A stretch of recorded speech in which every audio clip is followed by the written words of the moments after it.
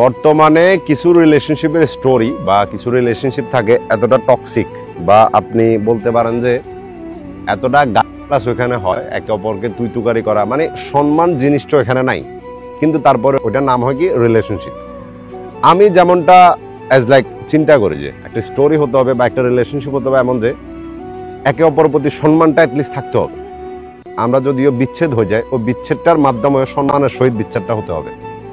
ঠিক আছে, বিচ্ছেদ কখনো ভালোভাবে হয় না, দুজনেই বিচ্ছেদে কখনো খুশি থাকে না, একজনের অবশ্যই কষ্ট হয়, একজনের ভালো হয়, এটা নর্মালি বিচ্ছেদের মধ্যে হয়। কিন্তু যেমন আজকে আমি যে গল্পটা বলবো, এখানে ছেলেটার সাথে মেয়েটার পরিচয় ইমো গ্রুপের মধ্যে তাদের দুজনের পরিচয়। এখন মেয়েটারও ব্রেকআপ হয়েছিল এবং ছেলেটারও ব্রেকআপ হয়েছিল, তারা দুজনেই কষ্টের মাধ্যমে ছিল। তো ওই টাইমে এক অপরকে সাপোর্ট করা বা এক অপরের সাথে কথা বলতে বলতে একটা সময় তারা একটা রিলেশনশিপে জড়ায় পড়ে।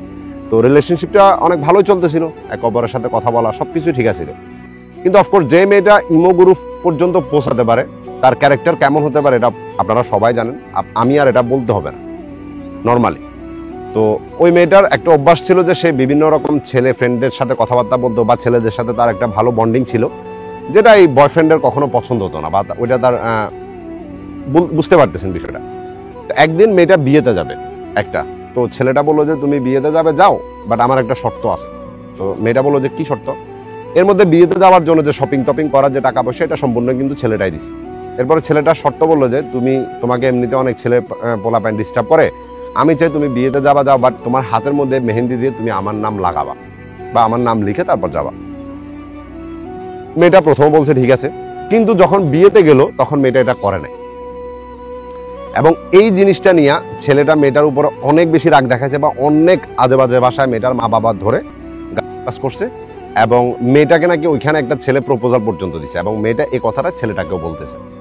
এরপরে যে ওই বিষয়টা নিয়ে, এবং ছেলেটা যেখানে কাজ করে সে প্রবাসী, ওইখানে তাকে তার যে মালিক ছিল মালিকের সাথে একটু বাকবিতণ্ড হয়েছে বা ওইখানেও তার মালিকের উপর একটু মেজাজ খারাপ ছিল। তো ওই রাগটা পর্যন্ত এবং এই রাগটা মিলে দুইটা মেয়েটাও কথা শুনে নেয়, তো সবকিছু মিলে মেয়েটার উপরে তার সমস্ত রাগ সে মানে দেখাই দিছে, এবং মেয়েটাকে অনেক আজে বাজে ভাষায় ক্লাস করছে। তো মেয়েটা ওই দিন থেকে ছেলেটাকে সব জায়গা থেকে ব্লক করে দিয়েছে বা তার সাথে আর কথাবার্তা বলে না।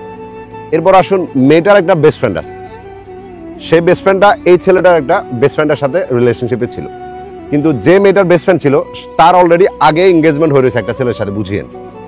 তো যেদিন মেয়েটার বিয়ে, তার বেস্ট ফ্রেন্ডের বিয়ে, ওই দিনও সে এই ছেলের মানে ফ্রেন্ডের সাথে কথা বলতেছে, কিন্তু বিয়ের খবরটা জানা নেই। পরে শুনতেছে যে তার বেস্ট ফ্রেন্ডের বিয়ে গেছে।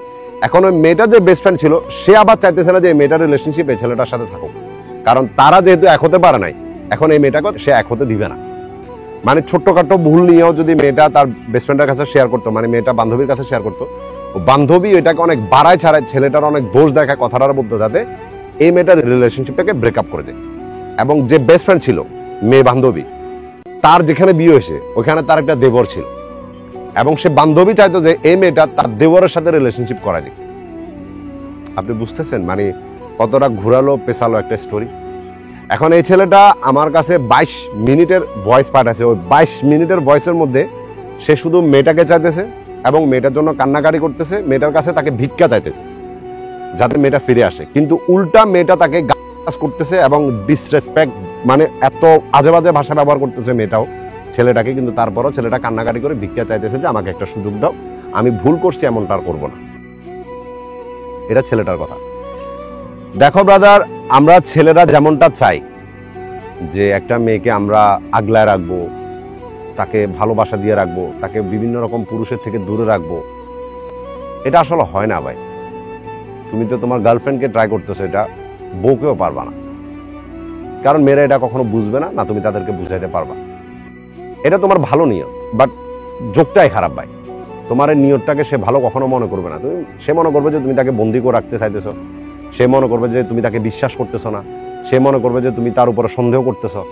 তো এটার কোনো লজিক নেই। এখন তুমি এটা হাজার চেষ্টা করবা, কোনো লাভ হবে না।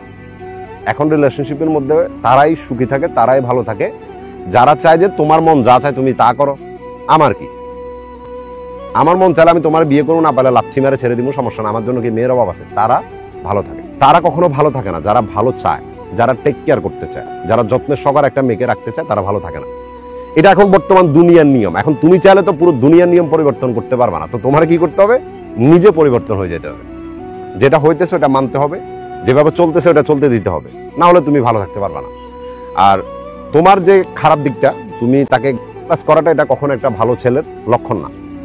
ও তোমার গার্লফ্রেন্ড হয়, তুমি তার মা বাবা ধরে এখনই দিতেছ, তার বিয়ের পরে তুমি তাকে কি করবা? আমি একজন মানুষকে ভালোবাসি, ও যেমনই হোক ওর প্রতি আমার সম্মানটা থাকতে হবে, কারণ আমি ভালোবাসি, আমার সম্মানটা থাকতে হবে। এখন সে যদি একটা হোটেলের বিজনেস করা মেয়ে হয় না, তার সম্মান সে দেখবে, বাট আমি আমার দিক থেকে তাকে সম্মান করতে হবে, এটা নিয়ম। তোমার ভিতরে সেই জিনিসটা নাই। আর আমি মনে করি যে রিলেশনশিপের কোনো ফিউচার নাই ভাই, তো তুমি এখান থেকে সরে যাওয়াটাই তোমার জন্য ভালো হবে। সত্যটা অনেক কঠিন ভাই, মানতে হবে এটা। দেখো এখনই এই পরিস্থিতি, এখনই তুমি তাকে মানুষের সাথে কথা বলতে মানা করতেছ বা সে শুনতেছে না, বাবা বিয়ের পরে তোমার বাচ্চা কাচ্চা হবে, তখনও তার সেম জিনিসটা থাকবে, তো কি করবা? সত্যটা মেনে নাও, এটাই ভালো। বাস্তবতা মানতে একটু কষ্ট হয়, কিন্তু মানার পর এটা অনেক সহজ হয়ে যায়, বুঝতেছ? তোমার ভালোর জন্য তোমাকে বলতেছি, বাকিটা তোমার ব্যক্তিগত বিষয়। আমি মনে করি যে মেয়ের কাছে তুমি হাজার কান্নাকাটি করেও তার কিছু আসা যায় না, আর আমার মনে হয় যে তোমারও কিছু আসা যাওয়াটা দরকার না। ঠিক আছে, একটু কষ্ট হবে, বাট পরে সব ঠিক হয়ে যাবে।